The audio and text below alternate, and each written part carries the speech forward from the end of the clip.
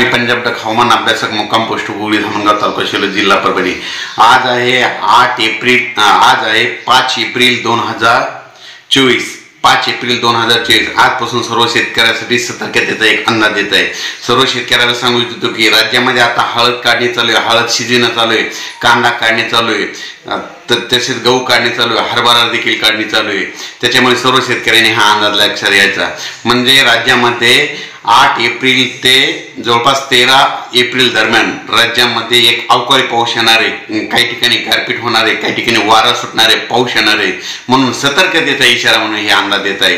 राज्यात एकंदरीत सर्व शेतकऱ्याला सांगू इच्छितो की राज्यात 8 एप्रिल 9, 10, 11, 12, 13 एप्रिल पर्यंत राज्यामध्ये दररोज वेगवेगळ्या भागात भाग बदलत अवकाळी पाऊस पडणार आहे, विजेच्या स्वरूपात पाऊस असणार आहे, वाऱ्याच्या स्वरूपात पाऊस असणार आहे, भाग बदलत पडणार आहे। म्हणून हा सर्व शेतकऱ्यांनी अंदाज लक्षात द्यायचा। आता आपण एक भागाकडे बघू। राज्यामध्ये सांगायचं झालं तर 7 एप्रिलला जवळपास 7 एप्रिलला पूर्व विदर्भामध्ये पावसाला सुरुवात होणार आहे। आणि पूर्व विदर्भातल्या सर्व शेतकऱ्यांना माझी विनंती की तुम्ही काय करा, तुमची हळद असेल, कांदा असेल 7 तारखेपर्यंत काढून घ्या, कारण की पूर्व विदर्भात गारपीट देखील होणार आहे आणि त्याच्यामुळे पूर्व विदर्भात गारपीट देखील होणार आहे, पाऊस देखील पडणार आहे, वारा सुटणार आहे। त्याच्यानंतर पश्चिम विदर्भाकडे वळू। पश्चिम विदर्भामध्ये शेतकऱ्याचा कांदा काढणी चालू आहे, हरभरा काढणी चालू आहे, गहू काढणं चालू आहे।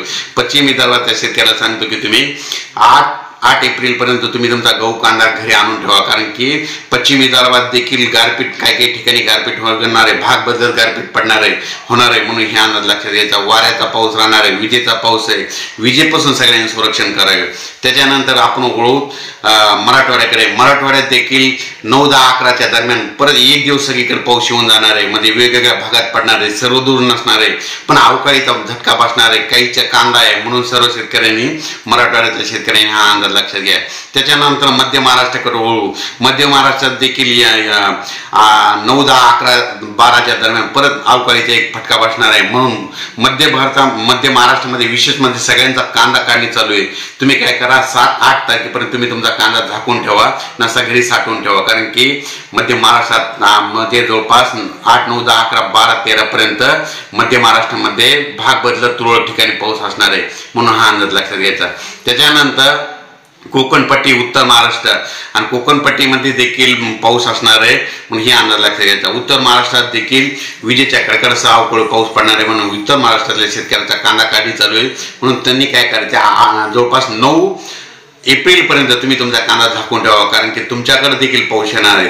दररोज राज्यामध्ये वेगवेगळ्या भागात पाऊस येणार आहे। म्हणून माझी सर्व शेतकऱ्याला विनंती आहे, राज्यामध्ये हे अवकाळी मोठा गारपिटीचा पाऊस असणार आहे, वाऱ्याचा पाऊस असणार आहे, म्हणून हा अंदाज लक्षात घ्यायचा। अचानक वातावरणात बदल झाला तर परत एक मेसेज दिला जाईल। धन्यवाद।